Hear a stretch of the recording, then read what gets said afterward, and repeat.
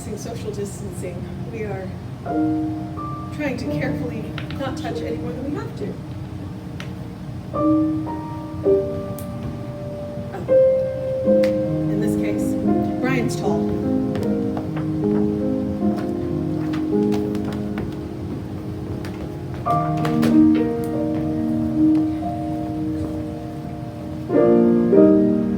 Good morning, CLC.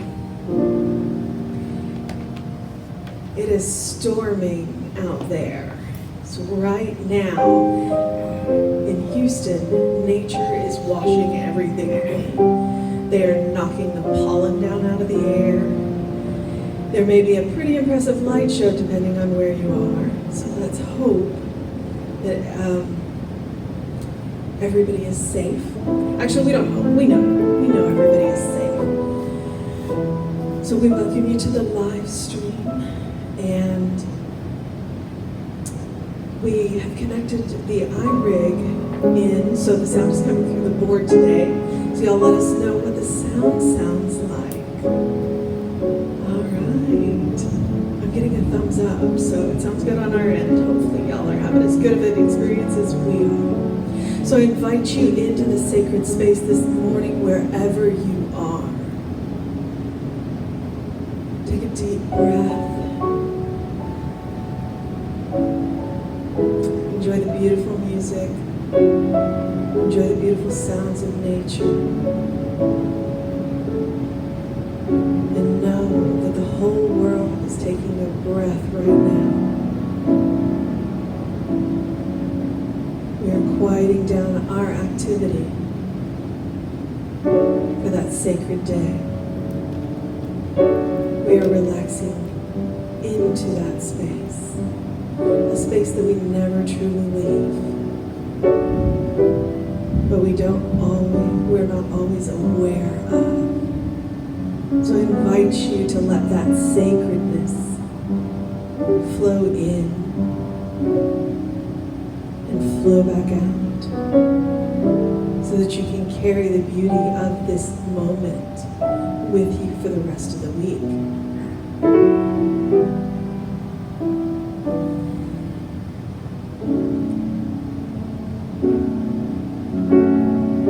Universal love enfolds me. Universal wisdom inspires me. Universal spirit enlightens me. Universal power encircles me. I am one and all is well. As we begin the inner healing process, let me invite you to relax in a quiet confidence, opening yourself to the miracle-working higher power. Now, symbolize the unity of your thinking and feeling nature by touching your chest with your right hand, and let my words act as your own for your own inner acceptance and receptivity. I acknowledge that there is a power, intelligence, and wisdom greater than my own. I am in the midst of it, and it is in the midst of me, sensitive and responsive to my every thought, word, action, and feeling. I now make this true for myself by saying aloud, I acknowledge. Acknowledging the higher power working through my life, I admit that I am personally responsible for solving my own problems while being guided and assisted by something greater than myself. As I am ready to surrender the conflicts of my ego to the wisdom of the infinite presence, I simply speak these words. I surrender. I surrender. Knowing that forgiveness is the key to unconditional love and the feeling of heaven, I now unconditionally forgive anyone and everyone who has ever injured me in any way, real or imagined. And I now forgive myself for all my mistaken judgments and their resulting actions. From my deepest level of understanding, now I say, I forgive. I forgive. Realizing that I continually experience the effects of my own thinking, now I choose to allow the higher power to recreate me deeply, filling my mind with thoughts that are only constructive, positive, loving, and beautiful.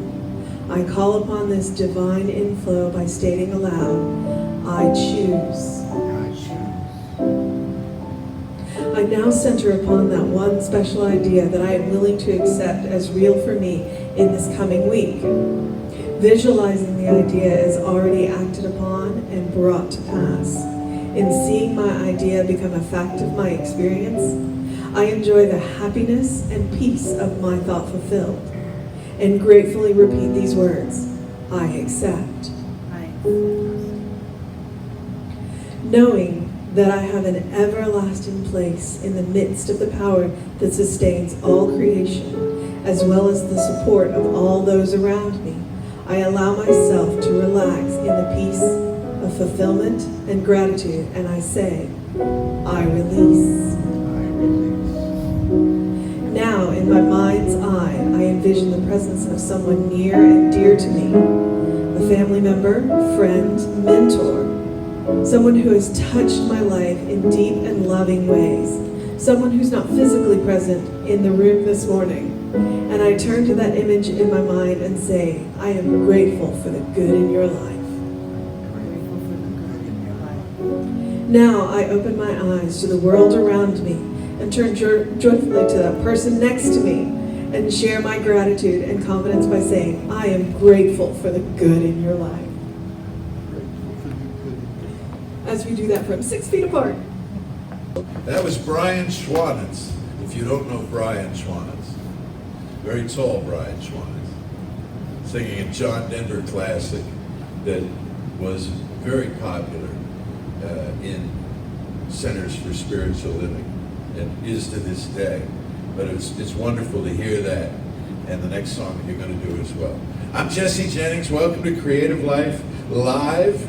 This is what, our fourth Sunday?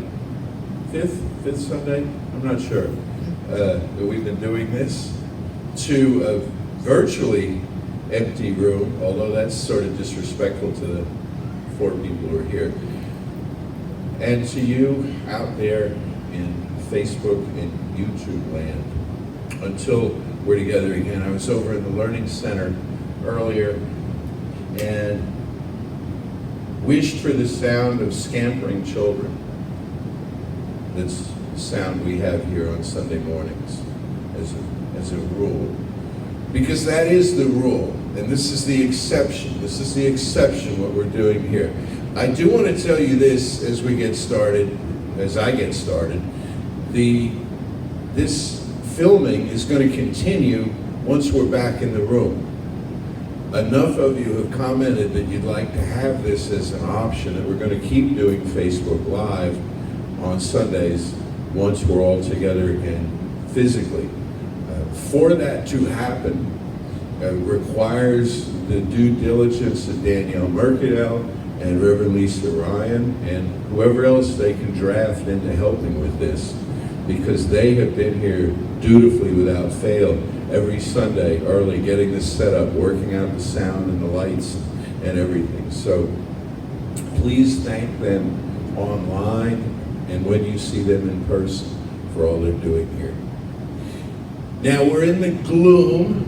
It's a gloomy day out. We dodged raindrops getting here, and it's coming down heavily on the roof. That's not the air conditioner you hear so much as it is the rain. And there's a sense of gloom abroad in the world, and I'm reading about it. I'm reading the news, and then I'm reading how I should feel about the news, and how there's this just gloom that's descended across every continent, every nation, and into every household.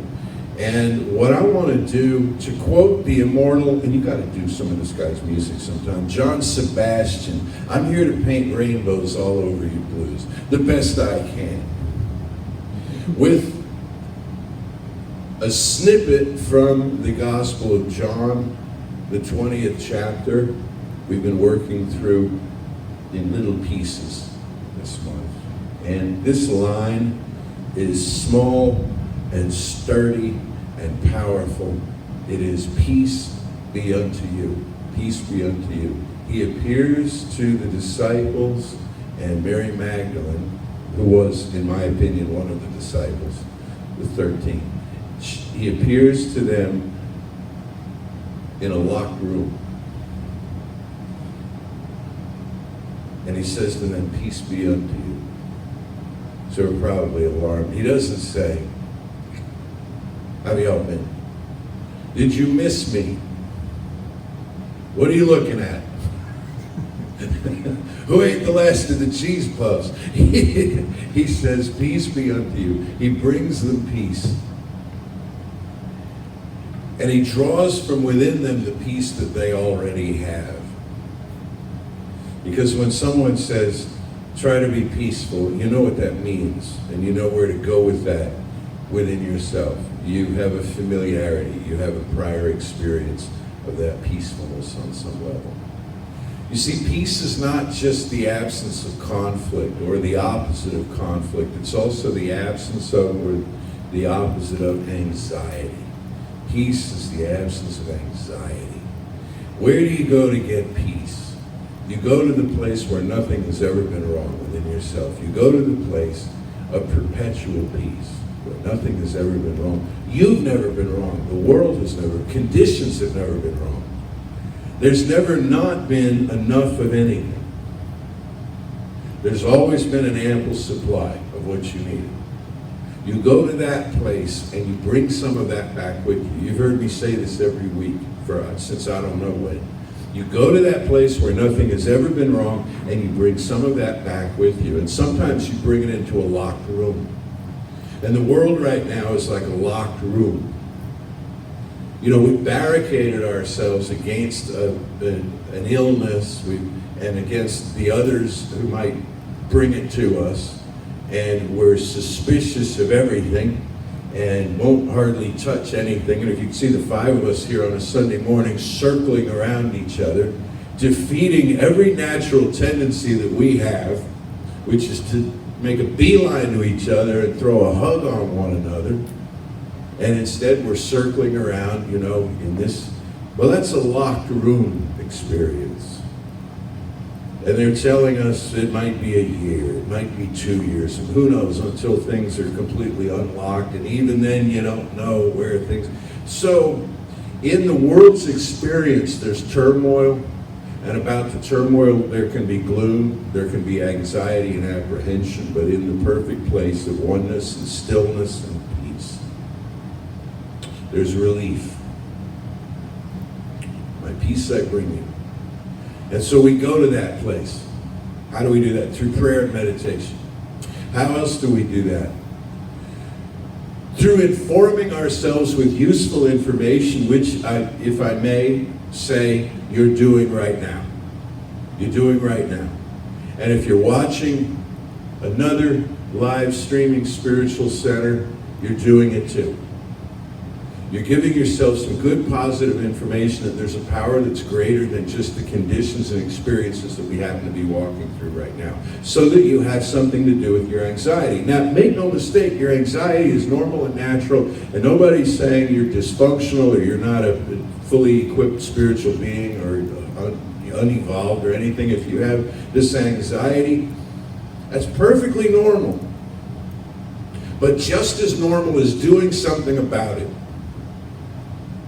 Going to that place, building the habit to go to that place where nothing has ever been wrong.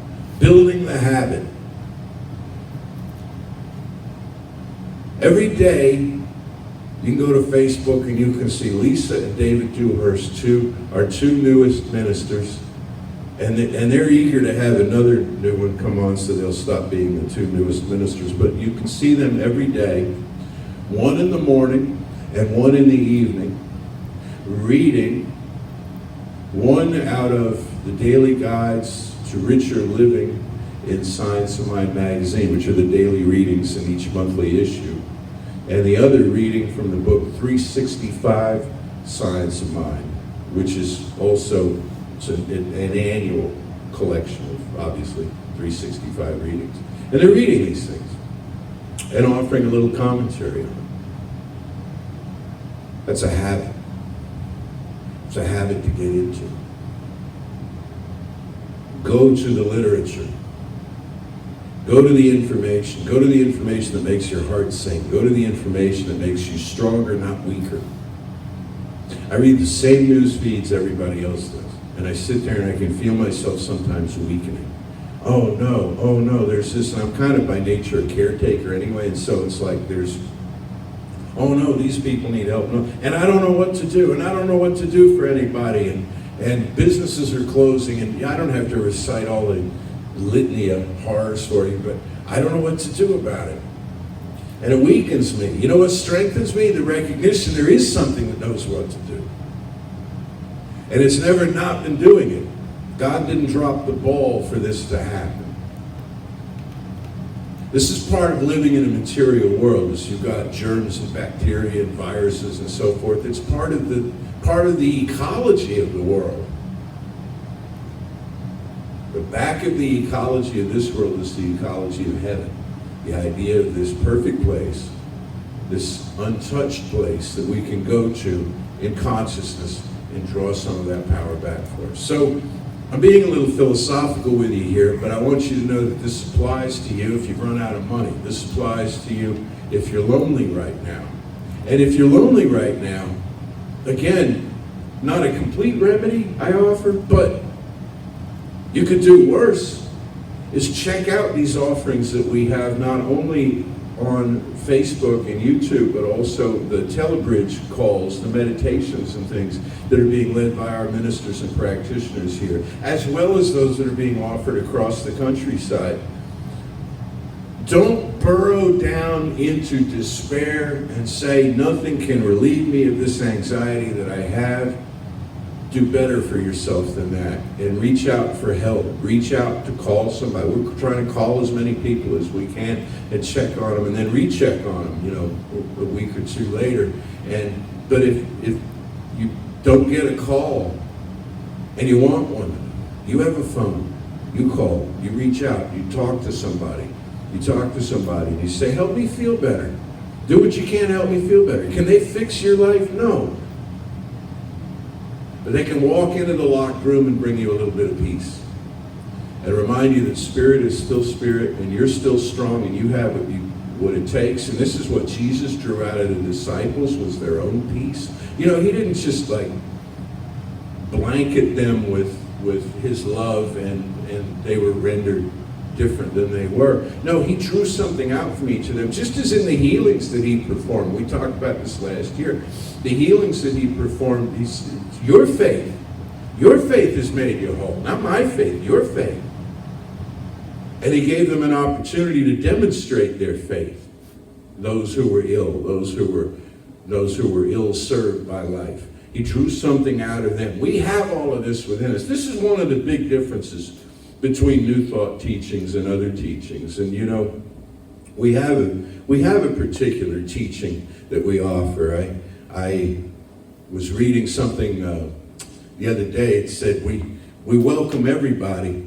We're open to everybody coming here, but we're not open to every particular viewpoint as part of our teaching, because we won't move off the point that God is all there is. We won't give in to the idea that there are two powers, that there's something competing for your soul, that there's evil out there and it has its designs on you. We're never buying that in a million years. Not on this stage, not from me, not from any of the people who teach here.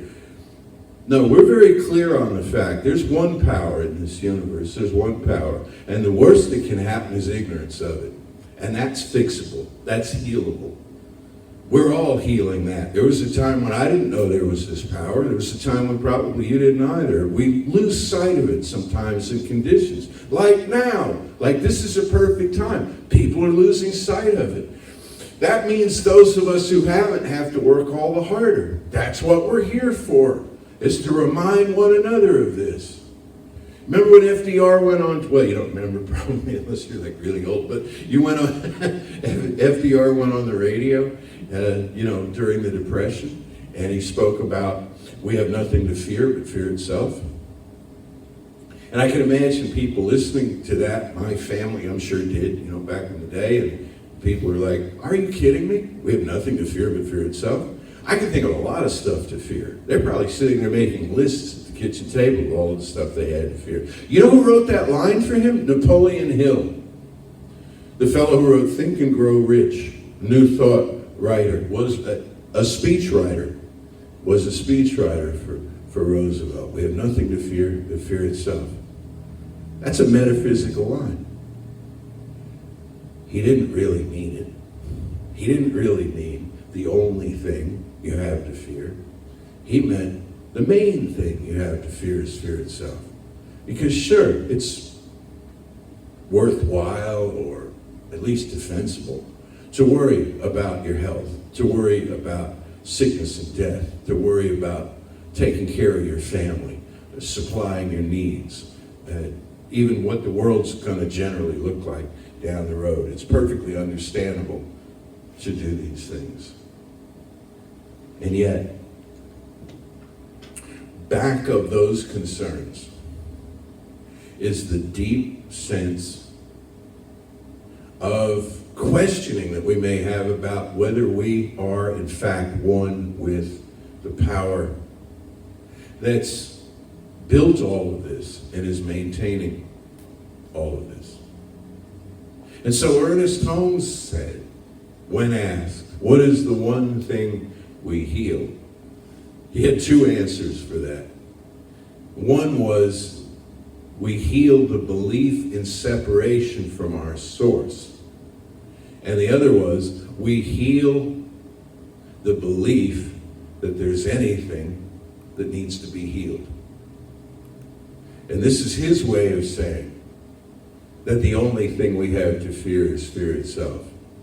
The only way that separation shows up in our experience is by our conscious courting of separation, either deliberately, which few do, or obliviously, which many of us have done. If not, we're still doing it.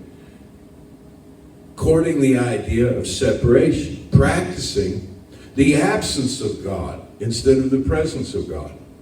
And so I sit there looking at my news feed, and I have a choice to make as I read this. First of all, do I need to read this? Is this information that I need to have right now to weaken or strengthen me?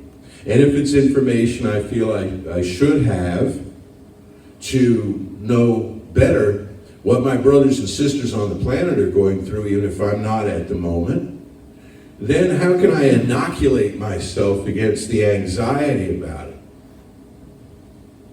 I consciously practice the presence. I look at this and I say, this is an experience that God is having in the world at this time by means of you, me, and others of us. This is not failure. This is not breakdown. This is not outrage.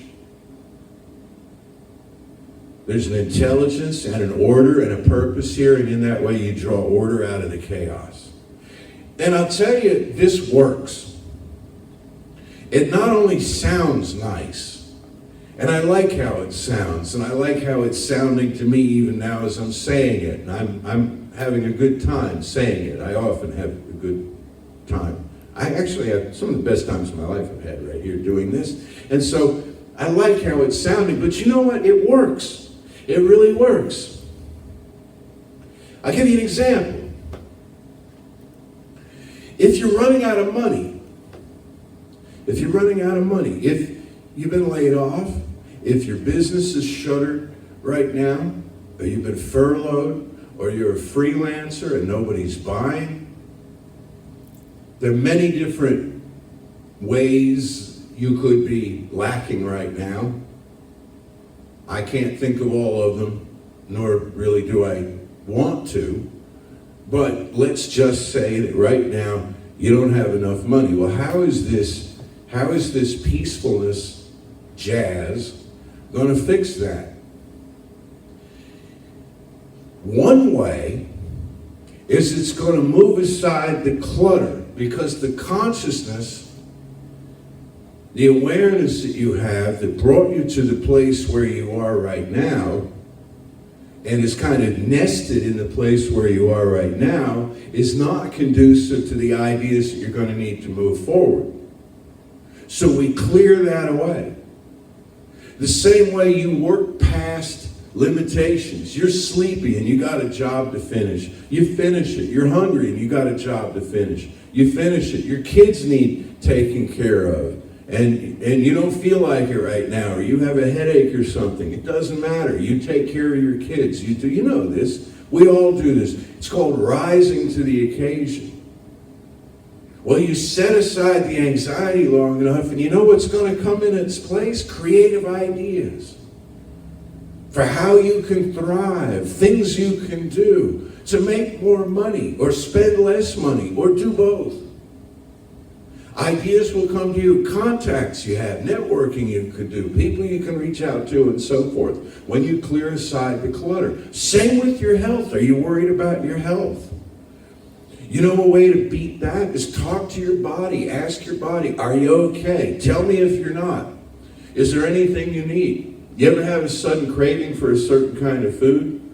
It typically, they say, it's because your body knows those vitamins and that the constituency of that food is something that you need right now to balance things out.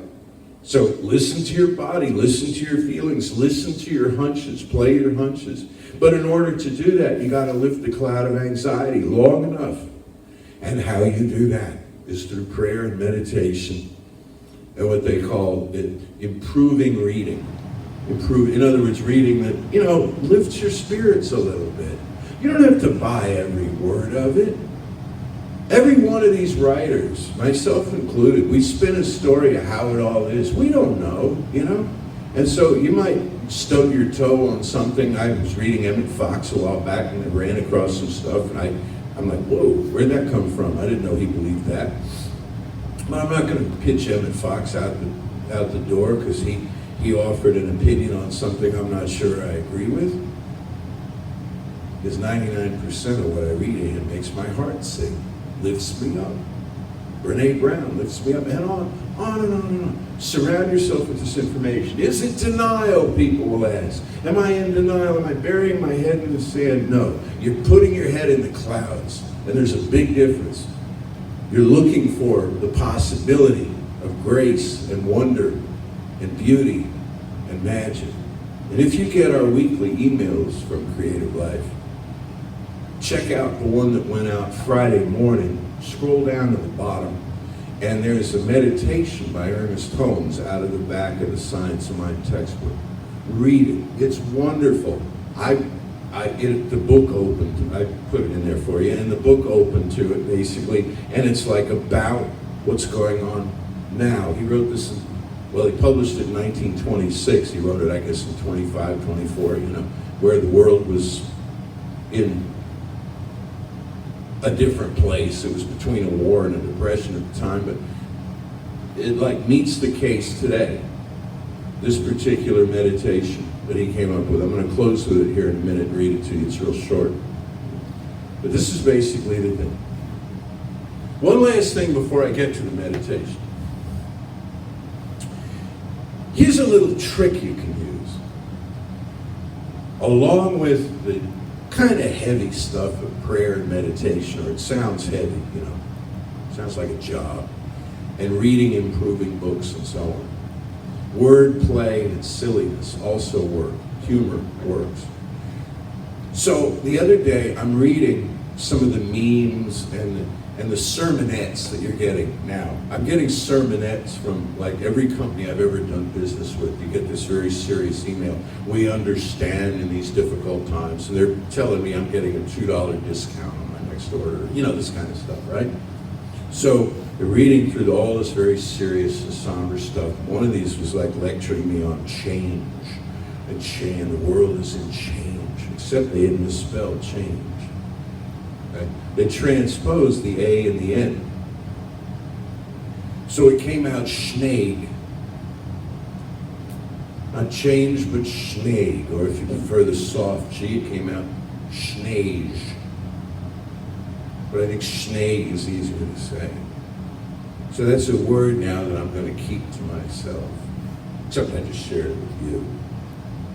And the next time, change looms, and change looms. It doesn't just show up, it looms. It's like change is coming. I'm going to look at it. As Emma Hopkins said, we laugh at it, we ignore it. It is nothing. I'm going to look at it. I'm going to say to myself, schneeg. It's just more schneeg. And you know what? All of a sudden, it's like you poked it, and it's big loomingness, it's big imposition. And it's just a little thing, just a little adjustment, a little management of consciousness is what's called for. And this is what we're doing. So I invite you that Danielle will come up and give us our closing treatment after some announcements and things.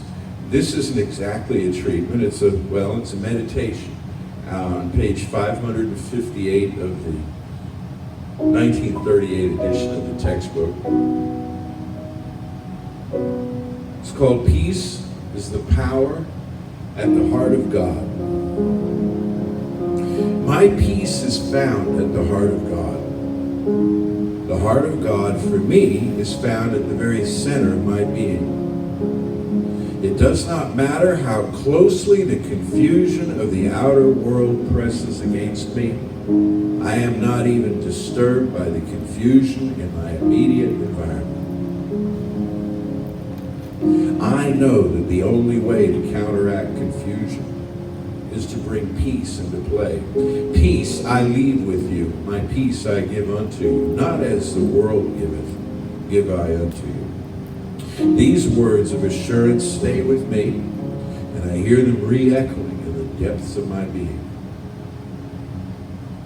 I surrender all of my fears, those nameless fears which have beset me for such a long time, dulling my pleasure and clouding with misery and apprehension all of my days.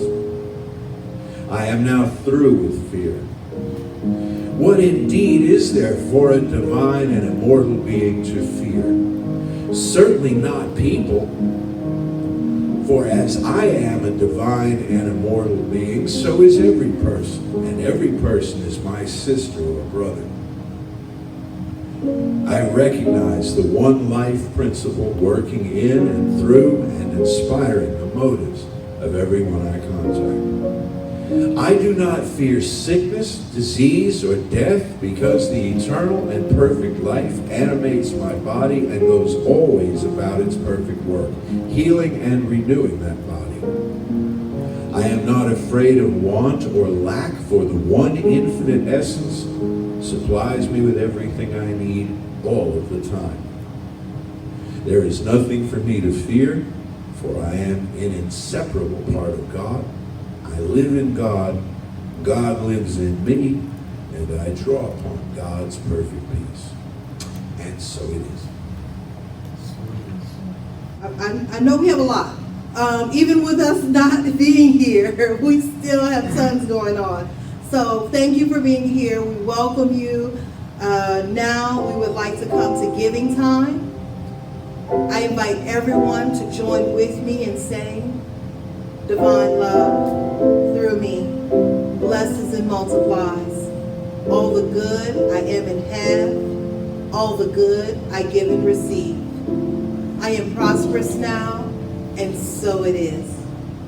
And with that, there is a link in the comment section. You can click on that link to donate once again. You can also go to creativelife.org, and on like the middle of the left side, there's a donate button there. You can click there to donate as well. We definitely appreciate all of your giving at this time. We appreciate you being here.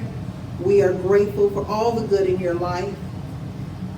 And now, as we come to closing, I invite everyone to take a few deep breaths. Center yourself in this moment. And in this moment, let's all rise. Rise to the unlimited abundance of wealth, of health, of life, vitality, strength, and endurance that exists within the one. Where there's no limits, where there's no pain. It's home. This is where we can always turn to whenever there's any doubt, whenever there's any question. Breathe into abundance and breathe out in peace and knowing and gratitude. I release this word into unlimited source me, and so it is. Say with me now, something wonderful is happening through me. Something wonderful is happening through me. I feel it in my body. I feel it in my mind. I feel it in my mind. I feel it in my I mind. feel it in everything I am. I feel it in everything I am. I choose it. I choose it. I trust it. I trust it. I use it. I use it. And I love it. And I love And it. so it And is. so it is.